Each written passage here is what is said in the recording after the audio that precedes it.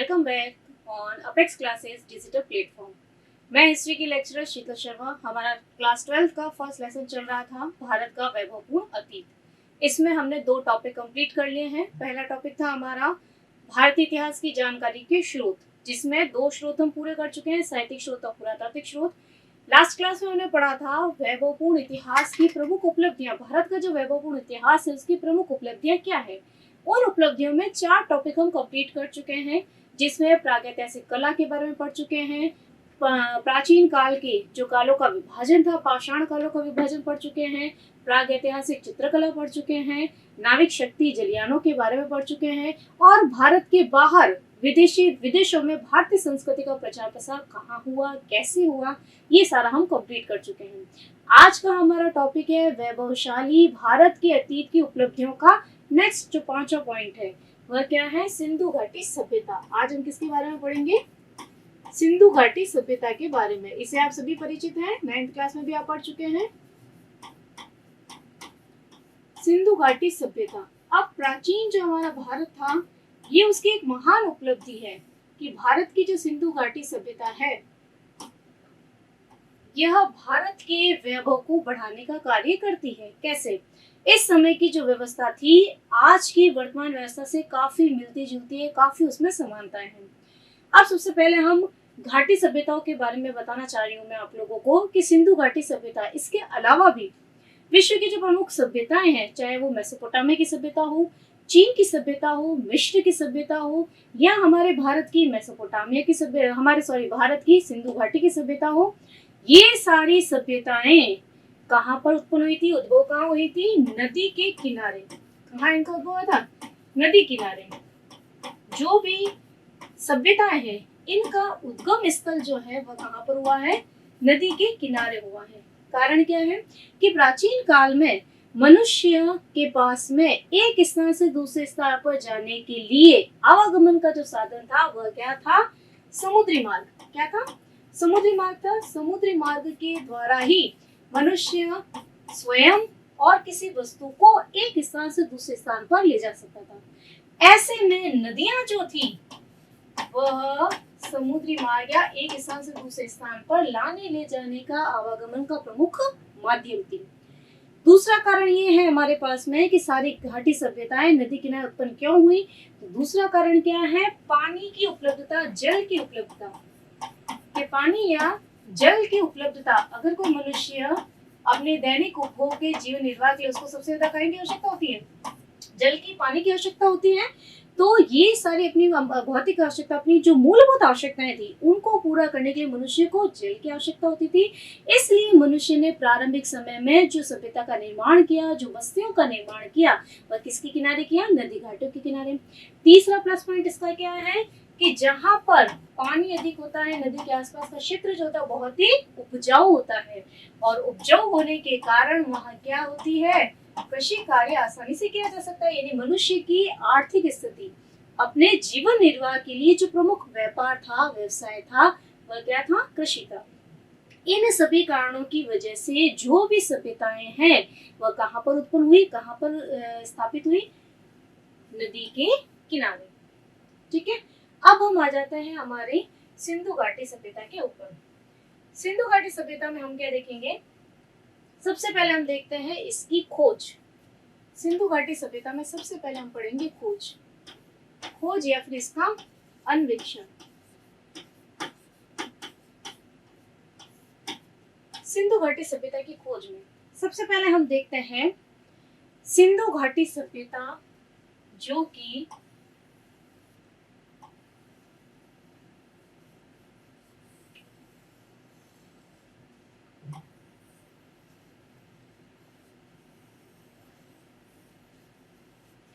सिंधु घाटी सभ्यता में, जैसा कि हमें नाम से पता है, सिंधु घाटी सभ्यता किस नदी के मुहाने पर उत्पन्न हुई थी, सिंधु नदी के मुहाने पर। किस नदी के मुहाने पर, सिंधु नदी के मुहाने पर। सिंधु नदी जो है वो हमारे तिब्बत में कहाँ से शुरू होती है, तिब्बत के मानसरोवर से शुरू होती है। यहाँ से होती हुई जम्मू कश्मीर से होते हुए पाकिस्तान में प्रवेश करते हुए, पाकिस्तान का सबसे अंतिम पॉइंट क्या है, कराची। कराची तक पहुंचती है और उसके बाद में कहाँ गिरती है, क्या है हमारे इधर, अरब सागर। शुरू कहाँ से हुई है, तिब्बत से शुरू हुई है। ये जो मानसरोवर की पहाड़ी है, यहाँ पर 3 नदियों का प्रारंभ होता है। यहाँ तो निकल जाती है अपनी सिंधु नदी, यहाँ पर निकलती अपनी ब्रह्मपुत्र नदी, यहाँ से निकल जाती है अपनी सतलज नदी। अपन को पढ़ना है सिंधु नदी के बारे में। तो सिंधु नदी का उद्गम स्थल क्या था, तिब्बत की मानसरोवर में। तिब्बत के कौन सी जगह है, मानसरोवर से इसका उद्गम स्थल है। यहाँ से प्रारंभ होकर पाकिस्तान की कराची का इसका अंतिम है स्थल, और वहां से कहाँ गिर जाती है, ये अरब सागर में गिर जाती है। अब यहाँ पर खोज का जो कार्य पढ़ते हैं अपन, इसमें देखो सबसे पहले 1856 ईस्वी में, कब, 1856 ईस्वी में बर्टन बंधुओं के द्वारा, 2 भाई थे बर्टन बंधुओं के द्वारा किस कारण से इसकी खोज हुई थी, इसका पता लगाया था। बर्टन बंधुओं के द्वारा इसकी खोज की गई थी, मतलब इस हड़प्पा का टीले का पता चला था। कैसे, कि पाकिस्तान का जो लाहौर का क्षेत्र है, यहाँ पर क्या है, लाहौर से कराची के लिए एक रेल मार्ग बिछाना था, एक रेलवे लाइन बिछानी थी, यहाँ पर रेलवे मार्ग बनाना था। उस लाइन को बिछाने के लिए, लाहौर से लेकर कराची तक के लिए रेलवे लाइन बिछाने का कार्य चल रहा था। उस समय 1856 ईस्वी में बर्टन बंधुओं के द्वारा हड़प्पा के टीले की जानकारी मिली, और उन्होंने इसकी सूचना किसको दी, सरकार को ये सूचना दी कि हड़प्पा नामक जो जगह है, वहां पर किसी सभ्यता के अवशेष प्रतीत होते हैं। ठीक है। अब 1861 ईस्वी में किसकी स्थापना हुई, भारतीय पुरातत्व सर्वेक्षण विभाग की। मोस्ट इंपोर्टेंट क्वेश्चन आपके 1 नंबर का, कि भारतीय पुरातत्व सर्वेक्षण विभाग की स्थापना कब हुई, 1861 ईस्वी में। भारतीय पुरातत्व सर्वेक्षण की स्थापना कब हुई, 1861 में। किसके निर्देशन में, कनिंघम के निर्देशन में। किसके निर्देशन में, कनिंघम के निर्देशन में 1861 ईस्वी में भारतीय पुरातत्व सर्वेक्षण की विभाग की स्थापना की गई। ओके। 1904 ईस्वी में भारतीय पुरातत्व जो विभाग था, इसके निदेशक किसे बनाया गया, जॉन मार्शल को। कौन थे इसके निदेशक, कौन थे, जॉन मार्शल थे।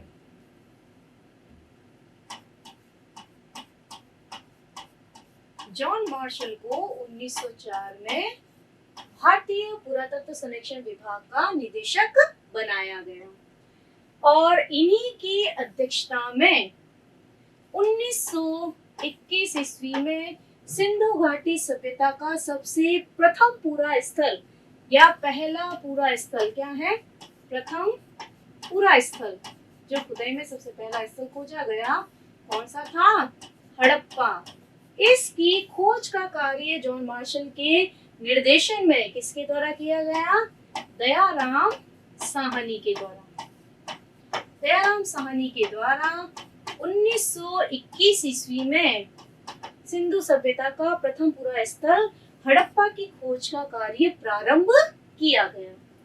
अब आपको ध्यान होना चाहिए, हड़प्पा जो है वो कौन सी नदी के किनारे स्थित है। यहाँ से ये जो सिंधु नदी बह रही है, इस सिंधु नदी की कुछ सहायक नदियां हैं। ये जो सहायक नदियां बहती है, इन सहायक नदियों में यहाँ पर है रावी नदी। कौन सी नदी है, रावी नदी। और यहीं पर कौन सा स्थान है, हड़प्पा। कौन सा स्थान है, हड़प्पा। और सिंधु नदी के इस बॉर्डर पर क्या स्थित है, मोहनजोदड़ो, जो कि इसका दूसरा पूरा स्थल है। याद आ जाएगा आपको, क्या याद रखना आपको, सबसे पहले तो आपको याद रखना है कि 1921 में प्रथम पूरा स्थल कौन सा खोजा गया, हड़प्पा खोजा गया। किसके द्वारा, दयाराम साहनी के द्वारा। किसके निर्देशन में, जॉन मार्शल के निर्देशन में।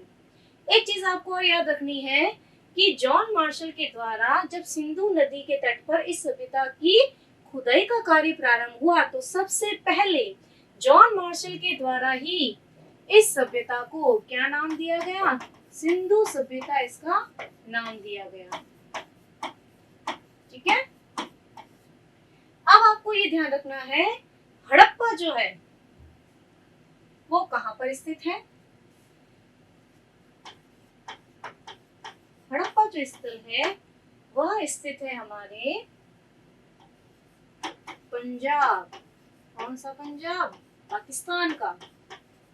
पाकिस्तान का जो पंजाब प्रांत है उसका जिला क्या नाम है? उसमें एक जिला है मोंटगोमरी जिला। कौन सा जिला है?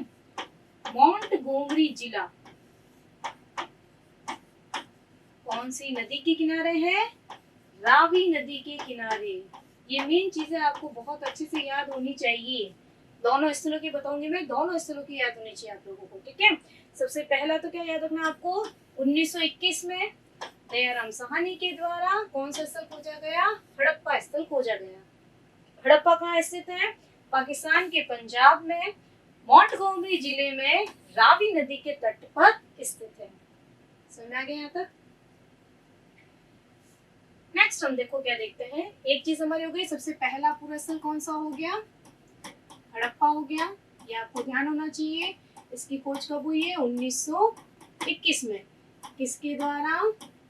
दयाराम साहनी के द्वारा। कहाँ पर स्थित है हड़प्पा? हड़प्पा स्थित है हमारे पाकिस्तान के पंजाब में। पाकिस्तान के पंजाब में। जिला कौन सा है? मोंटगोमरी जिला।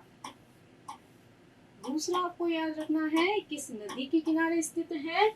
नदी आपको याद रखनी है रावी नदी के किनारे। कौन सी नदी है? रावी नदी के किनारे।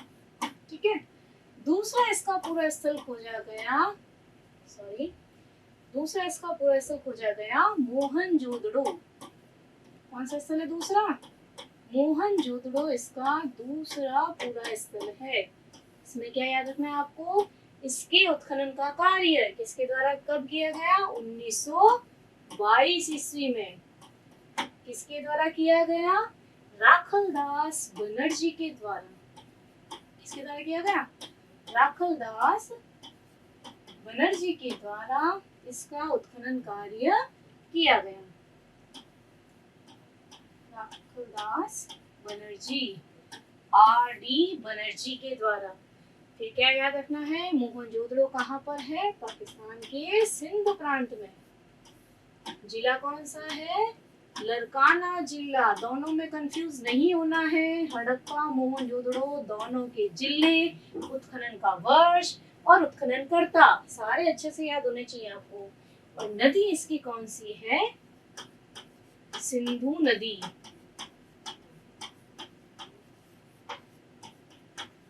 ये तो हो गया आपके खोज का कार्य पूरा। क्या क्या लिखना है आपको खोज में? कि सिंधु घाटी सभ्यता की खोज का कार्य जब लाहौर से लेकर कराची तक रेलवे लाइन बिछाने का कार्य चल रहा था, उस समय 1856 में बर्टन बंधुओं की हड़प्पा के टीले के बारे में जानकारी मिली और उन्होंने इसकी सूचना सरकार को दी। दूसरा आपको याद रखना है, 56 के बाद में 1861 में भारतीय पुरातत्व सर्वेक्षण विभाग की स्थापना कनिंघम के निर्देशन में की गई। 1904 ईस्वी में भारतीय पुरातत्व सर्वेक्षण विभाग के निदेशक का पद किसने संभाला? जॉन मार्शल ने संभाला। और 1921 में जॉन मार्शल के निर्देशन में ही हड़प्पा स्थल की खोज, जो इसका प्रथम पूरा स्थल है, 1921 में किसके द्वारा की गई? दयाराम साहनी के द्वारा। हड़प्पा जो स्थल है पाकिस्तान के पंजाब में मोंटगोमरी जिले में स्थित है। कौन सी नदी के किनारे? रावी नदी के किनारे। सिंधु सभ्यता का जो दूसरा पूरा स्थल खोजा गया था वह कौन सा था? मोहनजोदड़ो। इसका उत्खनन कार्य कब प्रारंभ हुआ? 1922 ईस्वी में। किसके द्वारा? आर.डी. बनर्जी या राखलदास बनर्जी के द्वारा। कहाँ पर स्थित है मोहनजोदड़ो? सिंध के लरकाना जिले में स्थित है। कौन सी नदी के किनारे? सिंधु नदी के किनारे। ये खोज की चीजें आपकी यहाँ पर कंप्लीट होती है। बहुत अच्छे से आपको ये याद रहना चाहिए। खोज के बाद में अगली चीज आती है हमारा नामकरण। यानी इस सभ्यता का नाम, भाई बच्चा पैदा हो गया है, अब उसका नाम रखने का कार्य करना है, ठीक है ना। तो सिंधु घाटी सभ्यता की खोज तो हो गई है, अब इस सभ्यता का नामकरण रखना है। जैसे कई बार हो सकता है हम भी कई हजारों, अभी जैसे मान लो किसी आपदा के कारण हम सभी यहीं पर ढह जाते हैं, दब जाते हैं, तो आज से 4 साल 5 साल बाद में खुदाई का कार्य प्रारंभ होगा, हमारी सारी चीजें जो है लोगों को मिलने लगेगी और उस आधार पर किसी सभ्यता का नाम दिया जाएगा। तो वैसे ही उस समय जब सिंधु घाटी सभ्यता के अवशेष मिलने प्रारंभ हुए, तो सिंधु नदी में सबसे पहला नाम तो इसको दिया गया सिंधु सभ्यता। पहला नाम क्या दिया गया इसको? सिंधु सभ्यता नाम दिया गया। कारण क्या था कि इसका जो प्रारंभ था वह कौन सी नदी के किनारे हुआ? सिंधु नदी के किनारे इसका उद्गम हुआ था, इसलिए इसका नाम क्या रखा गया? सिंधु सभ्यता। किसके द्वारा रखा गया था? जॉन मार्शल के द्वारा। किसके द्वारा रखा गया था? जॉन मार्शल के द्वारा इसका नाम सिंधु सभ्यता रखा गया, ठीक है। अब सिंधु सभ्यता के बाद में जब लोगों को लगा कि भाई जो सिंधु सभ्यता भी हमने देखी थी, जो तिब्बत से शुरू होकर भारत में प्रवेश कर रही है, लाहौर और कराची तक जाते हुए अरब सागर में गिर रही है, तो केवल ऐसा तो नहीं है कि सिर्फ सिंधु नदी है पाकिस्तान के अंदर बह रही है, सिंधु नदी में इसके अवशेष नहीं मिले हैं, केवल भारत में भी काफी सारे क्षेत्रों पर इसके अवशेष मिले हैं, जैसे कालीबंगा में मिले हैं, दैमाबाद में मिले हैं, उत्तर प्रदेश में मिले हैं। तो क्या वहां पर भी सिंधु नदी थी? क्या नहीं थी वहां पर? तो इस सभ्यता का क्या नामकरण किया जाए? केवल सिंधु सभ्यता तो हम ऐसे कह नहीं सकते। इसके लिए यह तय किया गया कि सिंधु सभ्यता का जो पहला पूरा स्थल खोजा गया था, प्रथम पूरा स्थल, जो पहले स्थान की खोज हुई थी, इसका जो प्रथम पूरा स्थल था कौन सा था? हड़प्पा। सबसे पहले कौन से स्थान की खोज हुई थी? हड़प्पा की खोज हुई थी, इसलिए इसका नामकरण क्या रखा जाए? हड़प्पा सभ्यता। क्या रखा गया इसको? हड़प्पा सभ्यता भी कहा जा सकता है। पहला नाम तो हो गया सिंधु घाटी की सभ्यता, सिंधु सभ्यता, और दूसरा नाम क्या हो गया इसका? हड़प्पा सभ्यता, ठीक है। अब इसका नामकरण तीसरी चीज आती है कि यहाँ पर जो औजार बर्तन पाए गए वो किसके पाए गए? कांसे के। कांसे के औजार और बर्तन अधिक मिलने के कारण इस सभ्यता को और क्या कहा जाता है? कांस्य युगीन सभ्यता भी कहा जाता है। देखो एक ही सभ्यता के अलग अलग नाम है, कंफ्यूज नहीं होना है आप लोगों को। इसको कांस्य युगीन सभ्यता भी कहा जाता है। नेक्स्ट, यह जो सभ्यता थी, यहाँ पर नगर का निर्माण बहुत ही सुनिश्चित तरीके से किया गया था। जैसे वर्तमान में मकानों का, घरों का निर्माण होता है, वैसे ही व्यवस्था हमें आज से 5-6 हजार वर्ष पूर्व देखने को मिलती है। इसलिए इस सभ्यता को नगरीय सभ्यता भी कहा जाता है। कुछ सभ्यताएं नगरीय थी, कुछ ग्रामीण थी। यहाँ पर नगरों जैसा प्रबंध मिलने के कारण इसका नाम क्या रखा गया? नगरीय सभ्यता रखा गया। तो ये सारी सभ्यता के नाम, एक ही सभ्यता के अलग अलग नाम है, आपको कंफ्यूज नहीं होना। सबसे पहला नाम तो क्या हो गया इसका? सिंधु सभ्यता, दूसरा हो गया हड़प्पा सभ्यता, तीसरा हो गया कांस्य युगीन सभ्यता, चौथा हो गया नगरीय सभ्यता। अब कालांतर में जब इसका उत्खनन कार्य और बढ़ाया गया, तब हमें ये विदित हुआ कि सरस्वती नदी के आसपास भी इसकी भौतिक और सांस्कृतिक विशेषताएं पनपने लगी थी। वहां पर भी काफी सारी बस्तियों के अवशेष हमको मिले थे, इसलिए इस सभ्यता का नाम क्या रख दिया गया? सिंधु सरस्वती सभ्यता। पांचवा नाम आ गया इसका, और क्या नाम आ गया? सिंधु सरस्वती सभ्यता। ये सारे एक ही नाम है, ठीक है ना। सिंधु सरस्वती सभ्यता। वर्तमान में सरस्वती नदी जो है वह क्या है? लुप्त हो चुकी है। ध्यान होना चाहिए आपको, समाप्त हो चुकी है वर्तमान में सरस्वती नदी। और इसके प्रवाह के बारे में कि कहाँ से बहती थी, क्या करती थी, कहाँ तक जाती थी, कहाँ तक इसका प्रवाह क्षेत्र था, उसके बारे में जानकारी प्राप्त करने का कार्य किसके द्वारा किया गया? V.S. वाकणकर। एक नंबर में इंपॉर्टेंट क्वेश्चन है आपका, V.S. वाकणकर कि सरस्वती नदी के धारा प्रवाह क्षेत्र की जानकारी किस व्यक्ति के द्वारा लगाई गई? तो पुरातत्ववेत्ता, क्या नाम था? V.S. वाकणकर के द्वारा सरस्वती नदी के प्रवाह क्षेत्र को खोजा गया था, ठीक है। यहाँ पर हमारा नामकरण कंप्लीट होता है। खोज हो गई, नामकरण हो गया। अब आता है इसका विस्तार, यानी ये कहाँ तक फैली हुई थी। तो आपको ध्यान रखना है कि सिंधु घाटी सभ्यता का जो विस्तार था वह कितना था? यहाँ पर पहले आपको ये चीज याद रखनी है कि लगभग 13 से 14 लाख वर्ग किलोमीटर तक ये सभ्यता फैली हुई थी। 13 से 14 लाख वर्ग किलोमीटर तिब्बत से होती हुई यहाँ पर पाकिस्तान, अफगानिस्तान, राजस्थान, अपने भारत के जो जो क्षेत्र हैं, इन सबको अगर मिलाकर देखते हैं तो इसका साम्राज्य का विस्तार क्षेत्र कितना था? लगभग 13 से 14 लाख वर्ग किलोमीटर। अब आपको ये रखना है, सिंधु सभ्यता जो थी इसके जो स्थल खोजे गए हैं, टोटल कितने स्थलों की इसमें खोज की गई है? लगभग 1400 स्थलों की खोज की गई है। कितने स्थलों की? लगभग 1400 स्थलों की, पूरा स्थलों की खोज अब तक की जा चुकी है। ठीक है ना, सिंधु सभ्यता के लगभग 1400 पूरा स्थलों की खोज की जा चुकी है। अब इन पूरा स्थलों में आपको ध्यान रखना है, भारत में कुल 917 पूरा स्थल खोजे गए।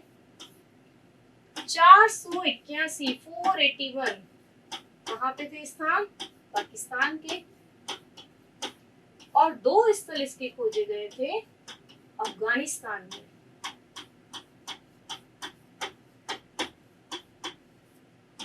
टोटल देखो कितने हो गए? 7 8 2 10, 8 और 2 10, 10 और 4 14, लगभग 1400 पूरा स्थलों की खोज कौन सी सभ्यता में की गई है? सिंधु घाटी सभ्यता में।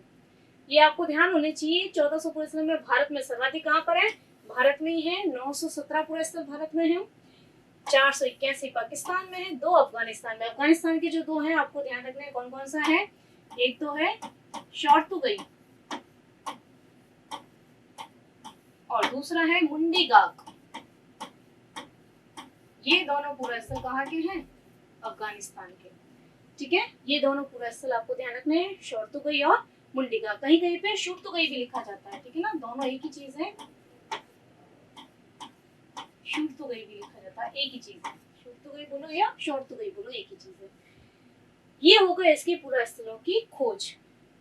इसका विस्तार 1300 से 1400 लाख वर्ग किलोमीटर था। अब बात होती है इसके विस्तार के साथ साथ हम एक चीज और देखते हैं। इसका जो विस्तार था, यहाँ कौन सी दिशा आ जाती है? उत्तर, दक्षिण, पूर्व और पश्चिम। ये जो 13 से 14 लाख वर्ग किलोमीटर हमारी सभ्यता फैली हुई थी, इसका उत्तर का जो सबसे ऊपरी जो हिस्सा है, जहाँ पर ये सभ्यता टच कर रही है जहाँ से, ठीक है ना, तो उत्तर में वो जगह कौन सी थी? मांडा। कौन सी जगह थी? मांडा। कहाँ पर है? जम्मू में। अगर आपसे पूछा जाए कि सिंधु सभ्यता का उत्तरी छोर जो है वह कौन सा स्थान है? मांडा है। कहाँ पर है? जम्मू में। ठीक है ना, उत्तरी जो छोर है कहाँ से शुरू होता है सभ्यता का? मांडा से। इसका विस्तार बता रही हूँ मैं, उत्तर में मांडा से। कौन से राज्य में है? जम्मू में। नदी याद रखनी है, कौन सी नदी पर है ये? चिनाब नदी। कौन सी नदी है? चिनाब नदी। ये विस्तार आपको अच्छे से याद होना चाहिए। उत्तर में मांडा, जम्मू में नदी कौन सी है? चिनाब नदी। पूर्व में जो अंतिम छोर था वह क्या था? आलमगीरपुर। क्या था? आलमगीरपुर। कहाँ पर है? मेरठ, उत्तर प्रदेश। कहाँ पर है? मेरठ में, उत्तर प्रदेश में। कौन सी नदी के किनारे? हिंडन नदी। कौन सी नदी है? हिंडन नदी के किनारे। ये हो गया इसका पूर्वी क्षेत्र। दक्षिण में इसका क्षेत्र था दैमाबाद। कौन सा था दक्षिणी बिंदु इसका? दैमाबाद। कहाँ पर है? महाराष्ट्र में। कहाँ है दैमाबाद? महाराष्ट्र में। नदी कौन सी है यहाँ पर? प्रवरा नदी। कौन सी नदी है? प्रवरा नदी। ठीक है। पश्चिम में इसका जो क्षेत्र था वह था सुतकांगेडोर। सुतकांगेडोर कहाँ पर है? बलूचिस्तान में। कहाँ है? बलूचिस्तान में, सुतकांगेडोर। और नदी कौन सी है यहाँ पर? दाश्क नदी। कौन सी नदी है? दाश्क नदी। ये हो गया इसका पूरा विस्तार कि ये जो सभ्यता थी उत्तर से दक्षिण, पूर्व से पश्चिम, चारों दिशाओं में इसका फैलाव था। और इसका फैलाव जो था ये कौन सी आकृति में था? त्रिभुजाकार आकृति में। जैसे आप भारत के नक्शे में देखेंगे तो उत्तर प्रदेश, फिर महाराष्ट्र, ऊपर से जम्मू और इधर बलूचिस्तान में जाते हुए एक त्रिभुज की आकृति बनाती है। तो इसलिए ऐसा कहा जाता है कि सिंधु सभ्यता का जो विस्तार था वह त्रिभुजाकार तक फैला हुआ था। ठीक है। अब प्रश्न ये उठता है कि जो कि 1314 लाख वर्ग किलोमीटर तक फैली हुई थी, इसका विस्तार बताना है अपन को। तो उत्तर से पश्चिम विस्तार कितना है और पूर्व से पश्चिम विस्तार कितना है, ये आपको ध्यान होना चाहिए। फैलाव जो इसका क्षेत्रफल जो है कितने किलोमीटर तक फैली हुई है। तो पूर्व से पश्चिम तक जो इसका फैलाव है वह कितना है, 1600 किलोमीटर। कितना है, 1600 किलोमीटर।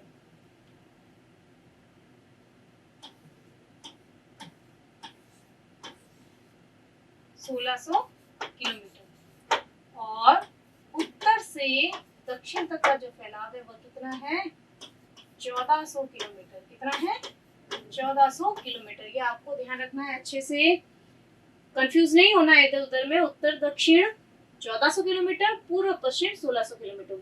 ये आप कैसे ध्यान रखोगे, इसकी शॉर्ट ट्रिक बता देती हूँ। पूर्व और पश्चिम, पी जो है अल्फाबेट में कितने नंबर पर आता है, 16 नंबर पर आता है। ठीक है ना, ABCDEFGHIJK LMNOP, 16 नंबर पर, अल्फाबेट के 16 नंबर पर क्या आता है, पी आता है। दोनों तरफ पी है, ध्यान रह जाएगा आपको। पी 16 नंबर पर आता है, यानी पश्चिम से पूरा आपको रह जाएगा याद 1600 किलोमीटर। दूसरा जो 1400 किलोमीटर है वो हो जाएगा उत्तर से दक्षिण तक। ये विस्तार आपको अच्छे से याद करना है। ठीक है, विस्तार में क्या क्या चीजें लिखनी है आपको, वापस देखो एक बार मैं बताती हूँ आपको। विस्तार में हमें क्या क्या देखना है। सबसे पहले विस्तार में हम देखेंगे 13 से 14 लाख वर्ग किलोमीटर तक फैली हुई है। कितने पूरा स्थलों की खोज की जा चुकी है अब तक, 1400 स्थलों की, जिसमें से 917 भारत में मिले हैं, 481 पाकिस्तान में मिले हैं, 2 अफगानिस्तान में मिले। कौन कौन से, शोरतुगा और मुंडिका। यानी टोटल कितने हो गए, यहाँ पर 1400 स्थलों की खोज की जा चुकी है। नेक्स्ट अपन को याद रखना है इसका विस्तार, कि इसका जो उत्तरी छोर है, सिंधु सभ्यता का जो उत्तरी छोर है कहाँ पर है, जम्मू के मांडा में। कौन सी नदी है, चिनाब नदी। ठीक है, उत्तर के बाद में दक्षिण, दक्षिण में इसका विस्तार जो अंतिम छोर है कहाँ पर है, दैमाबाद। दैमाबाद कहाँ पर है, महाराष्ट्र में। नदी कौन सी है, प्रवरा नदी।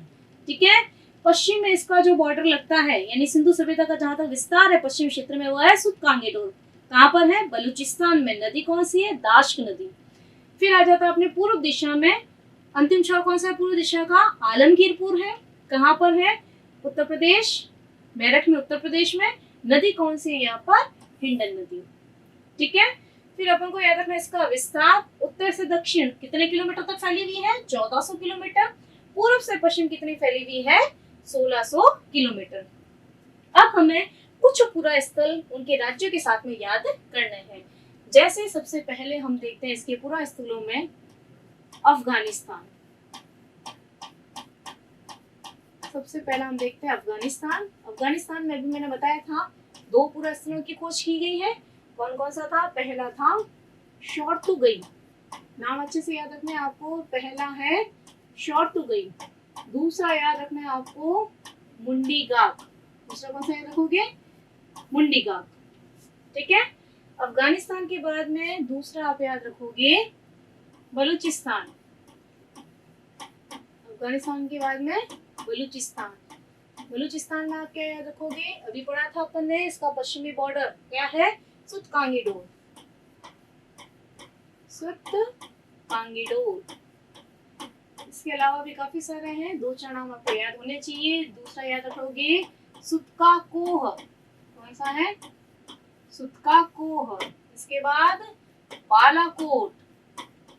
ठीक है ना, इन सभी जगह से इनकी पूरा स्थल मिले हैं। इसके अलावा 2-4 और है जो आपको इजीली याद हो, जो मैप में पूछे जाते हैं, वो आपको याद रखने हैं। ठीक है, इसके बाद में हम आ जाते हैं सिंध में,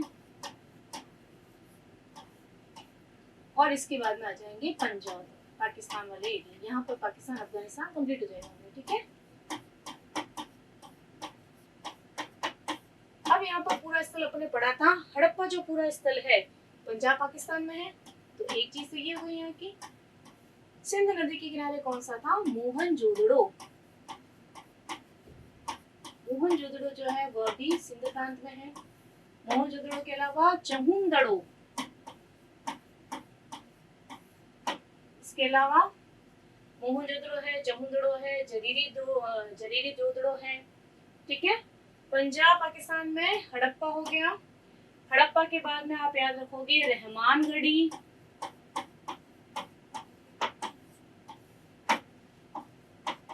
सरायखोला। ठीक है।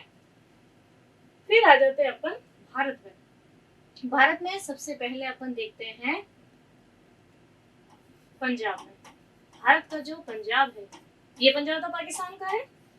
भारत के पंजाब में जो पूरा स्थल है, एक तो है रोपड़, दूसरा है संघाल। ठीक है। पंजाब के बाद आ जाते हैं हम हरियाणा में।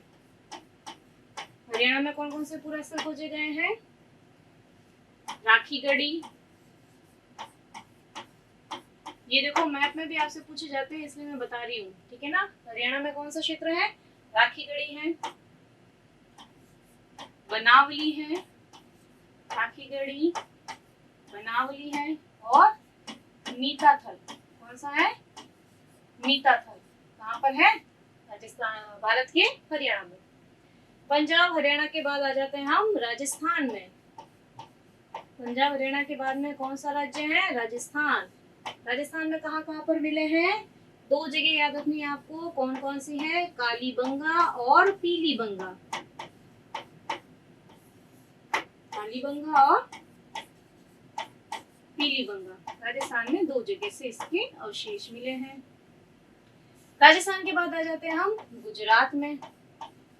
गुजरात में कौन कौन सी जगह है? सबसे पहला तो आ जाएगा लोथल। लोथल के बाद में रंगपुर। रंगपुर के बाद में धोलावीरा। धोलावीरा के बाद में प्रभासपाटन। प्रभासपाटन।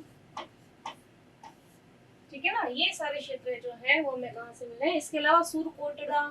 ठीक है ना। काफी सारे हैं कुछ एक जो आपको मैप में पूछे जाते हैं।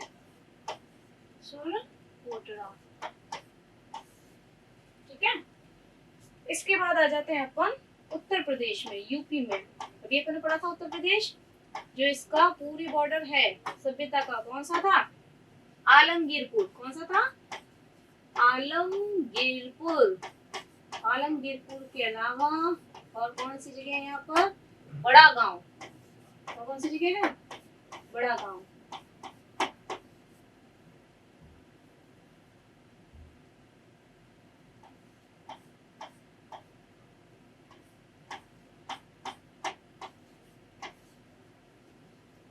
उत्तर प्रदेश के बाद में देखो कितने हो गए?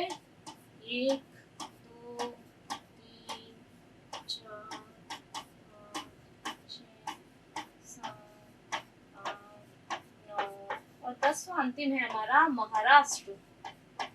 एक ही पूरा स्थल है वहां पर, जो कि इसका दक्षिणी बिंदु है। कौन सा है? दैमाबाद। जिसमें अपन पढ़ेंगे यहाँ पर नर्तकी की मूर्ति मिली है, नटराज की मूर्ति मिली है। ठीक है ना।